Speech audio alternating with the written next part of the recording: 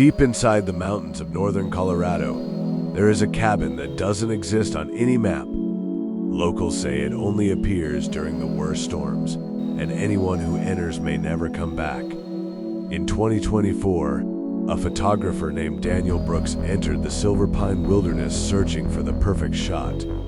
But when a violent storm trapped him in the forest, he found a warm light between the trees, an old wooden cabin waiting for him. The terrifying part?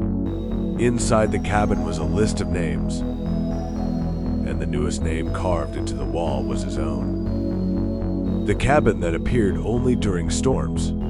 The cabin in the Black Storm. The people living near the northern Colorado mountains had a warning they never wrote down on any map. They never put it in guidebooks.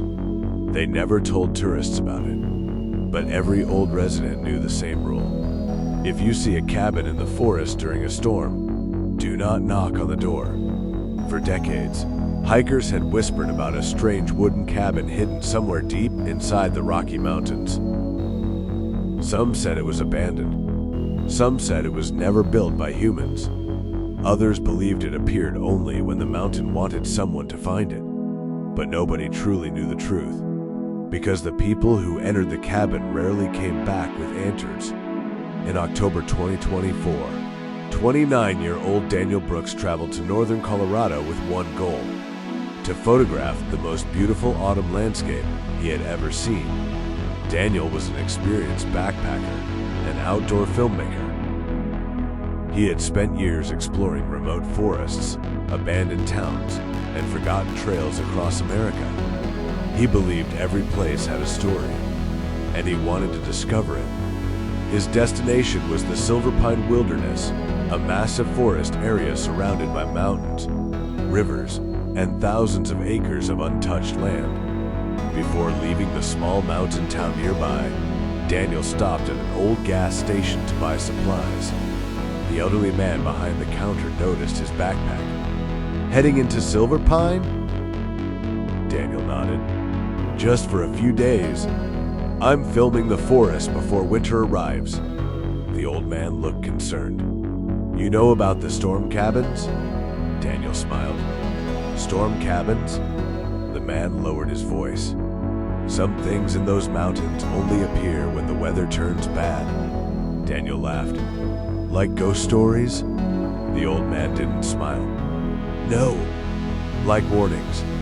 By noon, Daniel was deep inside the forest. The trees were covered in golden leaves, and sunlight passed through the branches like a warm glow. Everything felt peaceful, too peaceful. But by late afternoon, the sky changed. Dark clouds rolled over the mountains. The wind became stronger. Birds disappeared from the trees. Daniel checked his weather app. A storm wasn't supposed to arrive for another 2 days. But nature had other plans. Within minutes, rain began falling. Then came thunder. Then lightning. The storm became violent. Daniel searched for shelter, but the forest seemed endless. His GPS lost signal. His phone battery dropped unusually fast. The trail behind him disappeared beneath heavy rain. Night was approaching.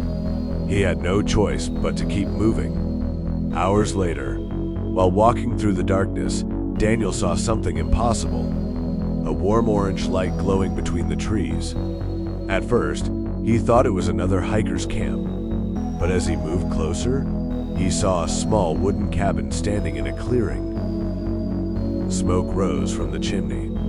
A lantern hung beside the front door. The strangest part was, the cabin looked old, very old, but it was completely dry. The storm surrounded it, yet not a single drop of rain touched the roof. Daniel looked at his map. There was nothing there. No cabin, no building, no shelter, nothing. He walked around the area, checking his GPS again. The location showed empty forest. Confused and freezing, Daniel finally stepped onto the wooden porch. The door slowly opened, not because he pushed it, because someone inside opened it. Daniel froze. A voice came from the darkness. "You're late." His heart raced. "Who is there?" No answer. Only the sound of a fireplace burning inside. Daniel knew he should leave.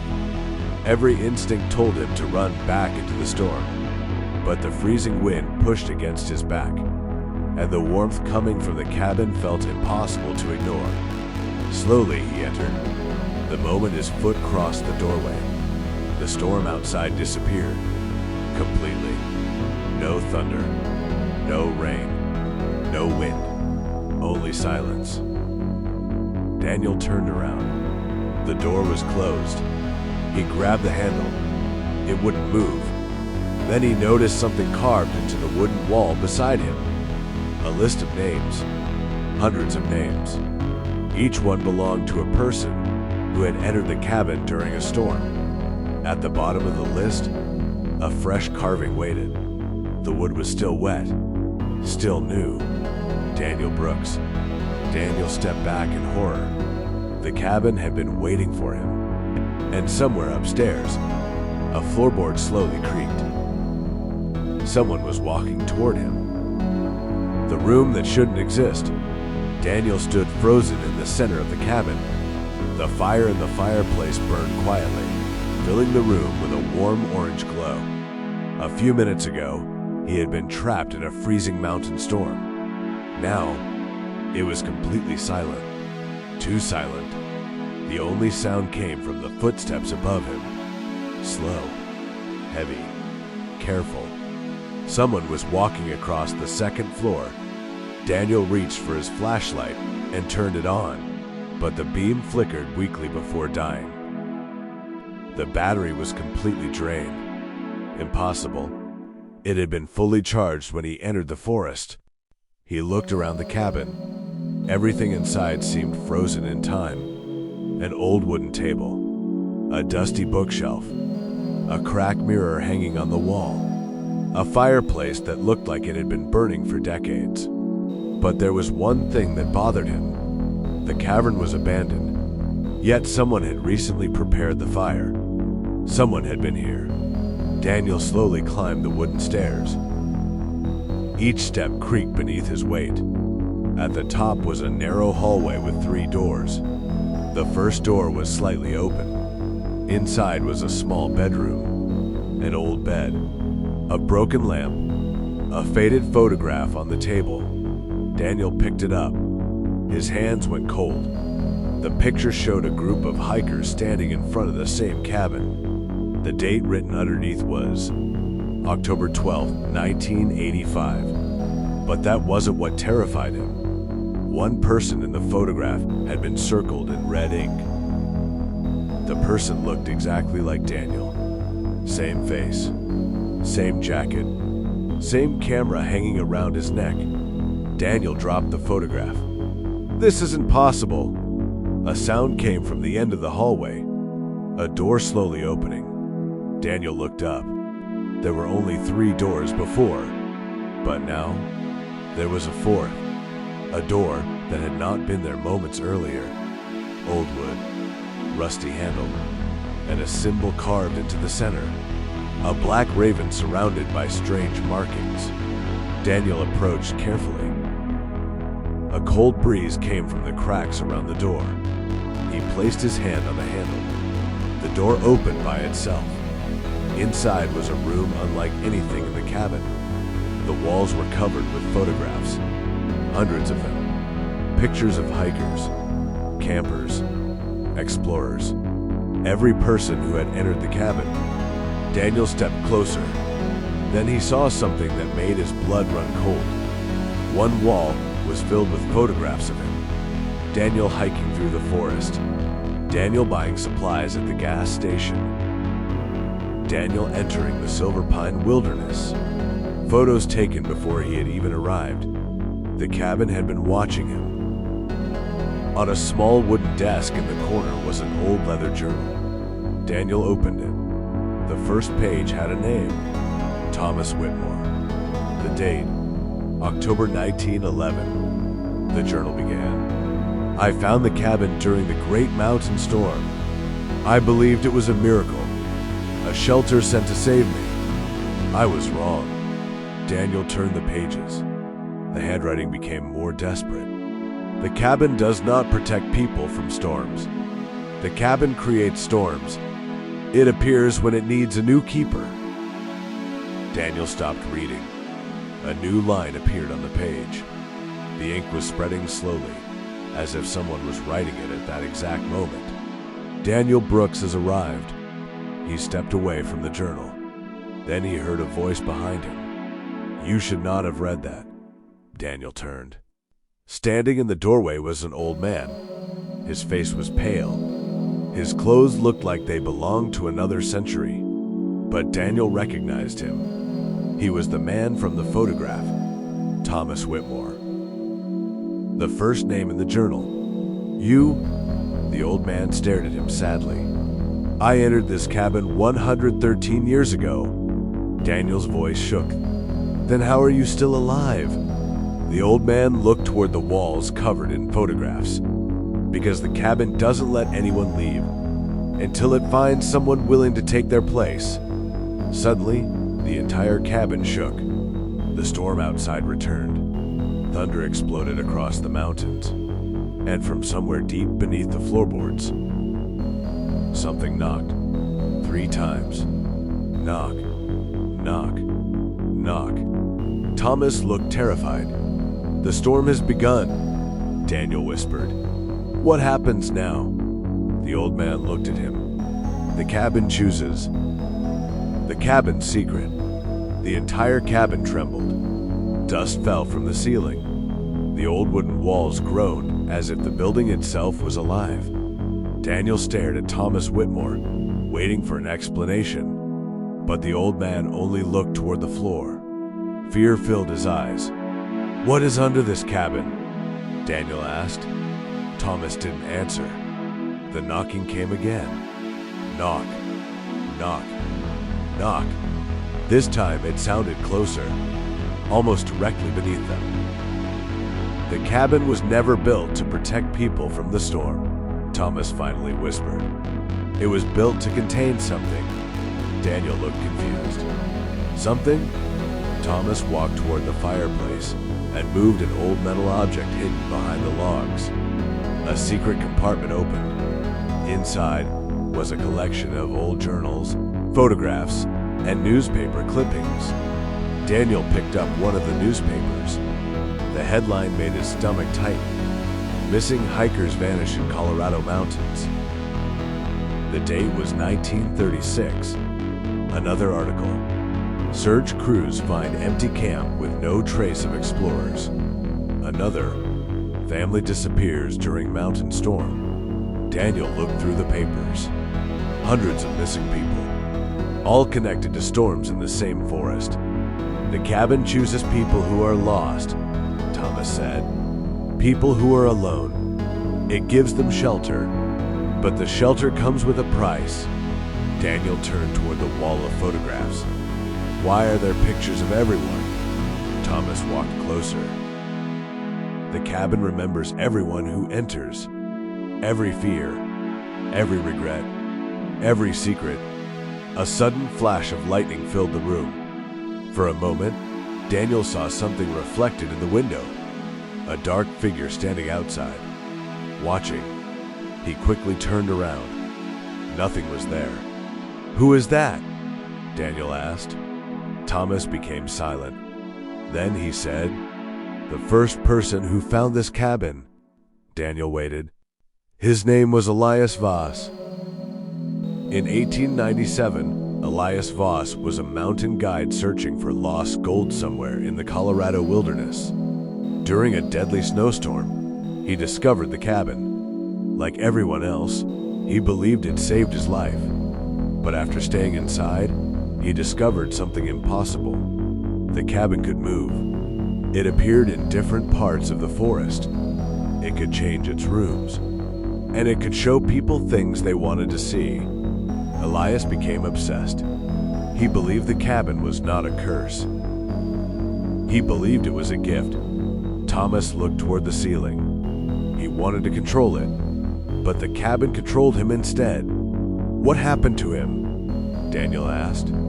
Thomas slowly replied. He became part of it. Suddenly, the lights from the fireplace turned blue. The cabin door opened by itself. Outside was no longer the forest. There was only darkness, endless darkness. Then a figure stepped through the doorway. A man wearing old mountain clothes. His face was hidden beneath a shadow. Thomas immediately stepped back. Elias, the figure smiled. You finally brought me someone new. Daniel felt a cold wave pass through the room. Elias looked directly at him. Do you know why the cabin brought you here, Daniel? Daniel said nothing. Elias continued. Because you have something every previous guest had. What? A reason to stay. The walls began changing. The photographs disappeared. The wooden walls transformed into images of Daniel's past. His childhood home, his family, his memories. Then he saw something that broke his heart. A memory he had tried to forget. The last conversation he had with his father before he died. Daniel stepped closer. No, Elias whispered. The cabin can give you anything. You can relive the moments you lost. You can fix every mistake. You can stay here forever. Daniel stared at the impossible scene. For the first time since entering the cabin, he wanted to believe it. But Thomas grabbed his shoulder. Don't listen to him. Daniel turned. Thomas looked desperate. The cabin doesn't give you memories. It traps you inside them. The floor cracked beneath their feet. A dark shadow began rising from below. Elias smiled. The choice is yours, Daniel. Stay with the cabin, or face the storm outside. The cabin shook violently. The hidden door beneath the floor slowly opened. From the darkness below came a whisper that sounded exactly like Daniel's own voice. Come home. Daniel looked into the darkness and realized the cabin was not trying to keep him inside. It was trying to make him choose. The storm beneath the cabin. The whisper from beneath the cabin grew louder. Come home. Daniel stood at the edge of the hidden opening in the floor, staring into the darkness below. The voice sounded exactly like his own. Not similar. Not close. Exactly the same. His breathing became faster. What is down there? He asked. Thomas Whitmore looked toward the opening with fear. The heart of the cabin. Daniel looked confused. The heart? Thomas nodded. The place where the cabin keeps everything it has taken. A powerful wind exploded through the room. The window shook. The fireplace flames turned black. Then the cabin began to change. The walls stretched. The ceiling moved higher. The small wooden house became something much larger than it should have been. It was no longer a cabin. It was a maze. Elias Boss walked slowly toward Daniel. You don't have to be afraid. His voice was calm. You have spent your entire life running from loss. Daniel looked at him. What do you know about my life? Elias smiled. The cabin knows everything. Suddenly, the walls around Daniel changed again. He saw his childhood home. He saw his father sitting in the old living room. The same room where Daniel had said goodbye years ago. His father looked younger, healthy, alive. Daniel, his father said softly. Daniel's eyes filled with tears. He stepped forward. Dad? Thomas grabbed his arm. Don't. Daniel stopped. The image of his father smiled. You can stay here. You can have more time. You can fix everything. Daniel stared at the impossible scene. A part of him wanted to believe it. A part of him wanted to forget that this wasn't real. But then he noticed something. His father wasn't breathing. The image was perfect. Except for one thing. It wasn't alive. It was just a memory. A trap. Daniel pulled himself away. I won't stay. The cabin suddenly became angry. The walls screamed. The floor shook violently. Elias' expression changed. "You don't understand what you are refusing. I am offering you peace." Daniel looked at him. "No, you are offering me a prison." For the first time, Elias looked afraid. The floor beneath them broke apart. Daniel, Thomas, and Elias fell into the darkness below the cabin, but they didn't hit the ground. They landed inside a massive underground chamber. Daniel looked around in shock. The room was impossible. Thousands of objects covered the walls. Backpacks, cameras, jackets, journals, personal belongings from every person who had entered the cabin. A museum of lost hikers. In the center stood a massive wooden door, covered in hundreds of names. Daniel recognized many of them. Every missing person. Every person who disappeared in the Silver Pine wilderness. Thomas walked toward the door. "This is where the cabin stores their memories." Daniel looked at him. "The people," Thomas nodded sadly. "Their bodies leave, but their memories remain trapped forever." A deep rumbling sound came from behind the door. Elias stepped closer. "Open it." Thomas turned. "No." Elias smiled. "You know it must happen." Daniel looked between them. "What are you talking about?" Thomas looked at Daniel. "Elias was never the owner of the cabin. He was its prisoner." A silence filled the chamber. "Elias has been trying to escape for over a century," Thomas continued. "But the cabin needs a replacement." Daniel realized the truth.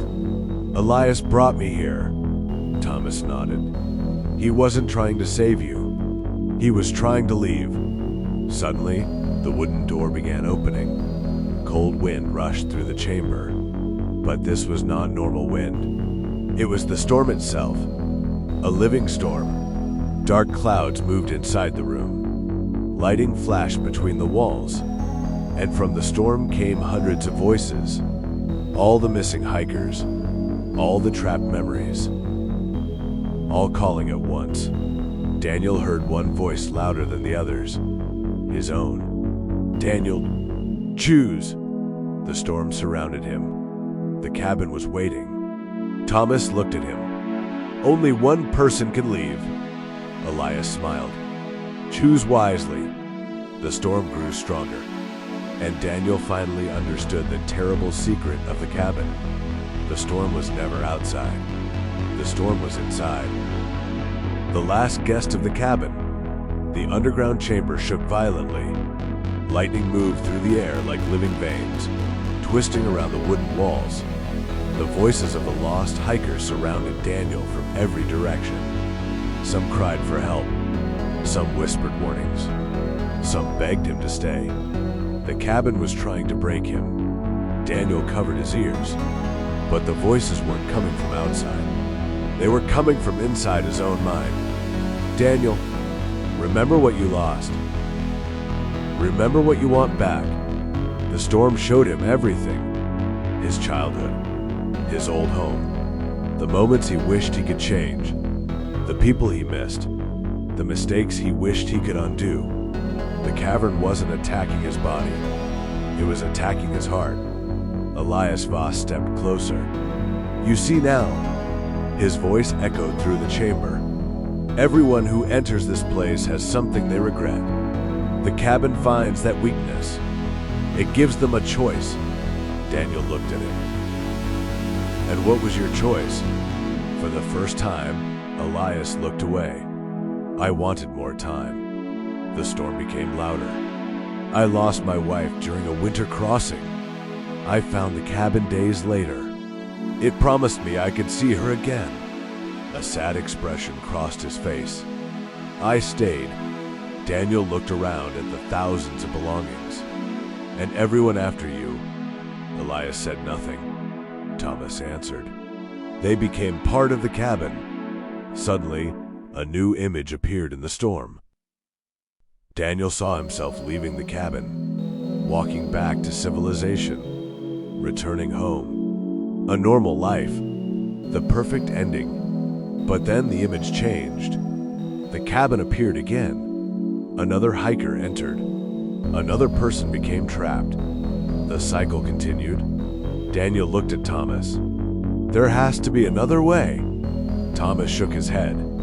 "For more than a century, there hasn't been." Daniel looked at the wooden door covered in names. Then he noticed something. One name was different. Elias Voss. But it was scratched out. Below it was another name. Thomas Whitmore. And below that, a blank space. Waiting. Daniel understood. The cabin didn't need a victim. It needed a keeper. Someone to maintain the prison. Someone to protect the outside world. Elias stepped forward. "Accept your place, Daniel. You can keep your memories. You can live here forever. You will never lose anyone again." Daniel stared at him. Then he smiled slightly. "No." Elias frowned. "No." Daniel looked around. "You made the same mistake everyone else made. You thought this place was giving you something, but it was only taking." The storm became silent. For 1 second, everything stopped. Then Daniel walked toward the wooden door. Thomas shouted, "Daniel, what are you doing?" Daniel placed his hand on the door. "I am not going to become the next prisoner." A strange glow appeared beneath his fingers. "I am going to end this." The names carved into the door began disappearing. One by one, the trapped memories were released. The voices changed. The screams became whispers. The whispers became silence. The cabin began collapsing. Elias looked terrified. "No, you can't destroy it." Daniel turned toward him. "Why?" Elias' face changed. Because deep inside, he knew the truth. The cabin survived because people believed they had no choice. But Daniel had made a different choice. The storm exploded. The underground chamber began breaking apart. Thomas grabbed Daniel's arm. "You have to leave." "What about you?" Thomas smiled sadly. "I've been waiting a long time for this." He looked toward Elias. "For all of us?" A bright light filled the chamber. Daniel felt himself being pulled upward. The last thing he saw was Thomas and Elias standing together as the cabin disappeared around them. Then everything went dark. Daniel opened his eyes. He was lying on a mountain trail. The storm was gone. Morning sunlight passed through the trees. His backpack was beside him. His camera was still there. And several feet away was the old wooden cabin. But it was different. Broken. Abandoned. A normal cabin, as if it had been empty for decades. Daniel slowly stood. He looked back toward the mountains. The cabin was gone. Only a small wooden sign remained. It had one sentence carved into it. "Some storms are meant to be survived. Others are meant to be ended." Daniel walked away from Silver Pine Forest. But he knew one thing. The cabin was gone. The curse was broken. Yet deep in the Colorado mountains, whenever a violent storm arrived, some people still claimed they saw a warm light glowing between the trees, waiting, watching, remembering. The final storm. 3 months had passed since Daniel Brooks walked out of the Silver Pine Wilderness. To everyone who knew him, it was a miracle. Search teams had looked for him for 5 days after he disappeared during the storm. They had found no shelter, no cabin, and no sign that anyone had ever lived deep inside the forest. When Daniel finally returned, he had a story nobody believed. A cavern that appeared from nowhere. A storm that trapped people for generations. A place that fed on memories. Most people thought it was trauma. A hallucination caused by exhaustion and cold. Daniel didn't argue. Some things were impossible to explain. He kept the truth to himself, but he kept one thing from the cabin: his camera. When he returned home, he checked the photographs he had taken before entering the storm. Most were normal. Beautiful mountains, golden forests, snow-covered peaks, until he reached the final images. The first showed the cabin standing in the storm. The second showed the front door opening. The third showed Daniel entering. But the fourth image made him stop breathing. Standing outside the cabin were hundreds of people. The lost hikers, the forgotten explorers, everyone who had ever been trapped inside. They weren't angry. They weren't afraid. They were smiling because they were finally free. A year later, Daniel returned to Colorado, not because he wanted answers, because he needed to know if the cabin was truly gone. He traveled back to the edge of Silverpine Wilderness. The old gas station was still there. The same elderly man sat behind the counter. When he saw Daniel, his expression changed. "You found it." Daniel froze. "You know about the cabin?" The old man looked toward the mountains. "My grandfather knew about it. My father knew about it. And now," he looked at Daniel. "Now you know." Daniel placed his camera on the counter. "It's gone." The old man nodded slowly. "Good. But remember something." Daniel waited. The old man lowered his voice. "The mountains have always kept secrets. The cabin was only one of them." That night, a massive storm moved across northern Colorado. Lightning flashed over the mountains. Heavy rain fell through the forest. And deep inside Silverpine Wilderness, something strange happened. A small wooden cabin appeared between the trees, but this time, nobody was inside. No fire burned, no lantern glowed, no names were carved into the walls. The cabin was empty. For the first time in more than a century, it was just a cabin. Years passed. Daniel became known for his documentaries about forgotten places, but he never filmed Silverpine again. Whenever people asked about the mysterious cabin, he always gave the same answer. Some places are discovered. Some places discover you. Then, one autumn evening, Daniel received an anonymous package. Inside was an old photograph. No return address. No explanation.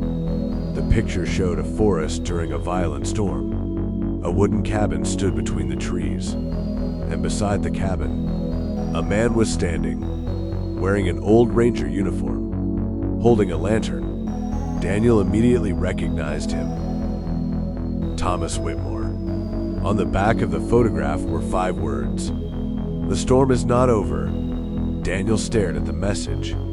Outside his window, thunder rolled across the sky. A cold wind moved through the trees. Then his camera, sitting on the desk, turned on by itself. The screen showed a live image. A dark forest, heavy rain, a forgotten trail, and a wooden cabin waiting in the distance. Daniel slowly stepped closer, because on the screen, someone was standing at the cabin door, watching him, waiting. And this time, the cabin had not appeared in the mountains. It had appeared somewhere much closer.